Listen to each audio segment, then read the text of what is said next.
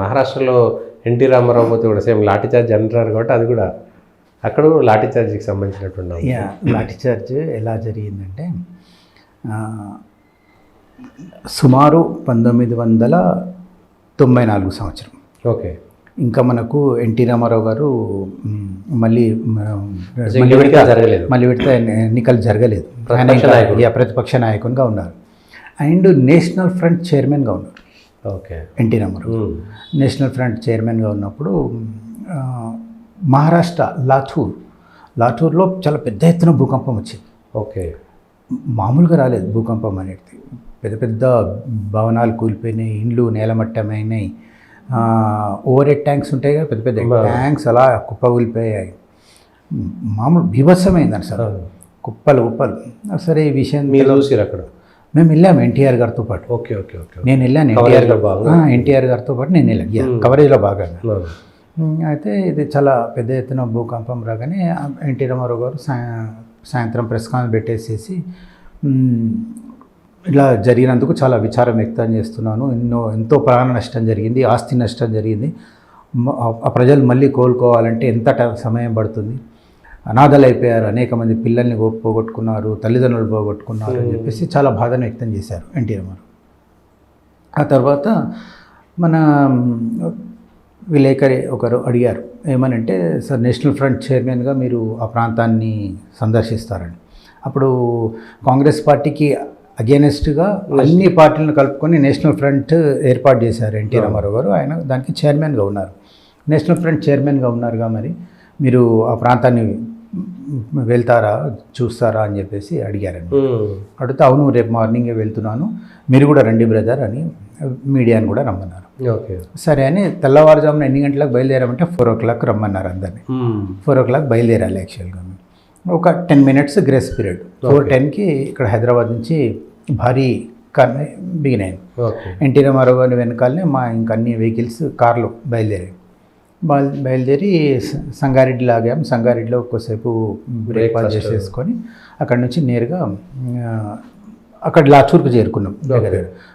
ఒక 2-3 గ్రామాలు విజిట్ చేసాము, చూస్తే అక్కడ ఏంటంటే ఆర్మీ వాళ్ళు ఆల్రెడీ రంగప్రవేశం చేసేసి శవాలను బయటికి తీసి గుట్టలుగా, అంటే జనరల్గా దహన సంస్కారాలు ఎలా చేస్తారు, ఒక కట్టెల మీద ఒకరినే పడబెట్టి చేస్తారు కదా. అయితే అంతమందికి కట్టెలు సమకూరడం లేదని చెప్పేసి ఏం చేస్తున్నారంటే కట్టెలు పెట్టేసి సామూహికంగా ఒక చనిపైన ఒక బాడీ పైన ఒక 7-8-10 వేసేసి మళ్ళీ కట్టెలు పెట్టేసేసి దహనం చేసేస్తున్నారు. అంటే లేదు, ఇంకా సమయం లేదు, పరిస్థితులు అలా ఉన్నాయి. మొత్తం ఎక్కడ చూసినా అటువైపు చూస్తే దహనమే, ఇటువైపు చూస్తే దహనమే, ఇటువైపు చూస్తే దహనమే. ఆర్మీ వాళ్ళు కూడా బాడీస్ని ఎలా లాక్కొస్తున్నారంటే బాగా కూలిపోతే మామూలుగా ఏదైనా క్లాత్ పట్టుకొని క్లాత్లోకి చిత్రాంజలి లాంటిది వేసేసి దాంట్లోకి పట్టుకొని తీసుకొచ్చి ఇలా విసిరేస్తున్నారు కట్టెల మీద. బీభత్సం అన్నమాట. అన్ని శవాలు ఒకటేసారి కాలుతుండడం వల్ల చుట్టుముట్టు అంతా ఎలా అయిపోయిందంటే వాతావరణం పొల్యూటెడ్ అండ్ ఏదో తెలియని చమురు లాగా స్మెల్, చమురు అంత బాడీకి అంతా ఎలా అంటే ఏదో చమురు తగులుతున్నది, అంత బాడీస్ యొక్క స్మెల్, అంత బీభత్సం జరుగుతున్నది. ఈ సమయంలో ఒక పెద్ద విలేజ్లోకి పోలీసులు వెళ్లకుండా ఆపారు. మా కాన్వాయ్ని ఆపారు, అక్కడ ఎన్టీ రామారావు గారితో పాటు ఆపారు. అయితే అక్కడ ఎస్పీ కూడా నిల్చున్నాడు. ఏంటి ఎందుకు ఆపారు అని అడిగారు పోలీసు వాళ్ళు. అడిగితే చెప్పారు, చాలామంది వేరే ప్రాంతాలకు సంబంధించిన వాళ్ళు పరిస్థితిని చూడడానికి వచ్చి అక్కడ చనిపోయిన శవాల పైన నుంచి బాడీస్ నుంచి ఆర్నమెంట్స్ తీసుకొని ఆభరణాలు విలువైన వస్తువులు ఏమంటే అవి తీసుకెళ్ళిపోతున్నారు కాబట్టి ఆర్మీ హ్యాండ్ ఓవర్ చేసేసుకున్నాం కాబట్టి మిమ్మల్ని ఇక్కడ అలౌ చేయమని చెప్పారు. చెప్తే సరే అని మేము కామయ్యాము. కానీ దగ్గుపాటి వెంకటేశ్వరరావు గారు అండ్ మిగతా ఎమ్మెల్యేలు వాళ్ళంతా ఏమన్నంటే లేదు ఆయన ఎన్టీ రామారావు కార్లోనే కూర్చున్నారు, వారు నేషనల్ ఫ్రంట్ చైర్మన్ అండి, మీరు మాజీ ముఖ్యమంత్రి, మీరు వారిని ఎందుకు అలౌ చేయరు అని చెప్పేసి ఆర్గ్యుమెంట్ చేశారు ఎస్పీతో.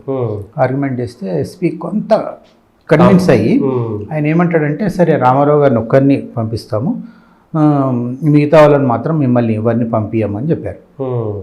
సరే అంటే రామారావు గారితో పాటు అల్లాడి రాజ్ కుమార్ అని రాజ్యసభ సభ్యుడు కూడా. రాజ్యసభ సభ్యుడు. అండ్ ఆయన ఎందుకు ఆ కంపెనీ అయ్యాడు అంటే ఆయన డాక్టర్ కూడా, ఓకే ఓకే. అల్లాడి రాజ్ కుమార్ డాక్టర్ కూడా.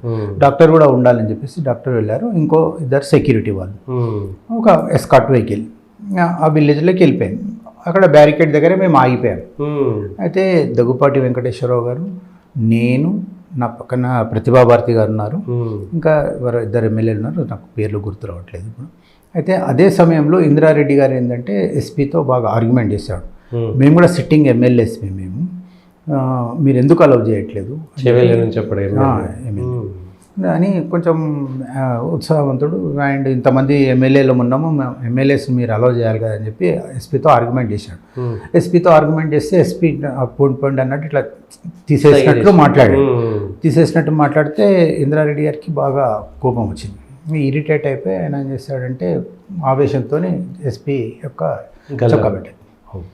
చొక్కా పెట్టగానే ఆయన ఇట్లా నెట్టేశాడు. నెట్టేయగానే మిగతా అక్కడ ఉన్న పోలీసులంతా కలిసి బాగా ఇందిరారెడ్డి గారిని కొడుతున్నారు ఎమ్మెల్యే కొడుతుంటే మేమేం చేసాము, ఇంకా వేరే మార్గం లేదు. నేను ప్రతిభా భారతి గారు ఒకవైపు పరిగెత్తాము, దగ్గుబాటి వెంకటేశ్వరరావు గారు ఇంకోవైపు పరిగెత్తారు, ఇంకా వేరే అందరం లాఠీ చార్జ్ అంటే అందరం పరుగులు తీసాము. ఇంకా చాలా దూరం వెళ్ళి దూరం నుంచి చూస్తే ఇందిరారెడ్డి గారిని వాళ్ళు జీప్ ఎక్కించి అరెస్ట్ చేసి తీసుకెళ్ళిపోయిన తర్వాత మళ్ళీ మేము వేరే చోట అట్లా గ్యాదర్ అయినాము. రామారావు గారు ఈలోపు రామారావు గారు బ్యాక్ వచ్చేసారు. ఓకే. ఇది ఆ విలేజ్ని చూసి, లాతూర్లోని ఆ విలేజ్ని చూసి బ్యాక్ వచ్చారు.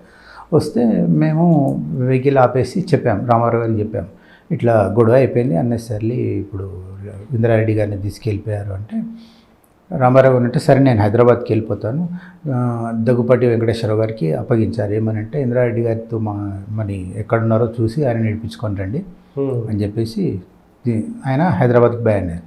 ఆయన హైదరాబాద్ బయలుదేరుతుంటే దగ్గుపాటి గారు ఏమన్నారంటే, కాదీశ్వరరెడ్డి మీరు కూడా హైదరాబాద్కి వెళ్ళిపోండి, ఇంకెట్లాగూ మన ప్రోగ్రామ్ అంతా డిస్టర్బ్ అయిపోయింది, మీరు కూడా హైదరాబాద్కి వెళ్ళిపోండి అంటే మేము కూడా కార్లలో బయలుదేరి ఎన్టీఆర్ వెహికల్ వెనకాలని, ఎస్కాట్ వెహికల్ వెనకాలని పెట్టుకొని హైదరాబాద్కు రీచ్ అయిపోయాం. ఇందిరారెడ్డి గారిని మరి తర్వాత దగ్గుబాటి గారు వాళ్ళ పోలీస్ ఆఫీసర్స్తో మాట్లాడి తీసుకొని వచ్చారు. అంటే ఆయన కూడా అప్పుడు రాజ్యసభ సభ్యుని, ఆయన తీసుకొని వచ్చిన తర్వాత అప్పుడు ఇంకా మొబైల్స్ రాలే. మేము ఆఫీస్కి వెళ్ళి ఐటమ్ మామూలుగా ఫైల్ చేస్తుంటే ల్యాండ్ లైన్కి నాకు ఫోన్ వచ్చింది. ఫోన్ వస్తే ఇందిరారెడ్డి గారు మాట్లాడారు.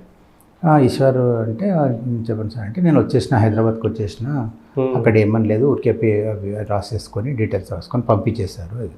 ఓకే. అయితే ఆయన ఏమన్నారంటే, మీరు వార్త రాయకండి, ఈ ఇష్యూ ఇట్లా జరిగినట్టు అంటే ఇట్లా లాఠీ చార్జ్ ఇవన్నీ రాయకండి, బాగుండదు. ఎందుకంటే అప్పుడు కాంగ్రెస్ అధికారం, కాంగ్రెస్ వాళ్ళు ఏమంటారు, మీరు చూడ్డానికి వెళ్ళి కాల్చి వచ్చారా, మీరు గొడవ పడి వచ్చారా, చూసినామంటే కాల్చి వచ్చారా అనే సామెతలాగా చూడ్డానికి వెళ్ళి మీరు ఇంత గొడవ చేస్తారా అక్కడ అని చెప్పేసి, పోలీసులతో గొడవ పడతారా అని చెప్పేసి క్రిటిసిజం వస్తుంది, ఇష్యూ డైల్యూట్ అవుతుంది, మీరు రాయకండి అన్నారు. అంటే సరే అని ఫోన్ పెట్టేసిన తర్వాత నేను వెళ్ళి మా ఎడిటర్ను సంప్రదించాను. ఎందుకంటే నేను వ్యక్తిగతంగా నిర్ణయం తీసుకోలేను, ఇక్కడ ఇష్యూ జరిగిందని చెప్పాను ఆల్రెడీ. ఎడిటర్కి చెప్పాను, సార్ ఇట్లా ఉంది అని అంటే, మిగతా వాళ్ళని కనుక్కో, మరి ఈనాడు ఆంధ్రజ్యోతి వాళ్ళని కనుక్కో అని అన్నారు. అని అంటే సరే అని ఈనాడు మిత్రునికి ఫోన్ చేసి అడిగాను, మీరు వార్త రాస్తున్నారా అని అడిగాను. అడిగితే ఆయన ఏమనంటే, లేదు రాయట్లేదు, ఇందిరారెడ్డి గారు ఫోన్ చేసి రిక్వెస్ట్ చేశారు వార్త రాయొద్దని అన్నారు అని.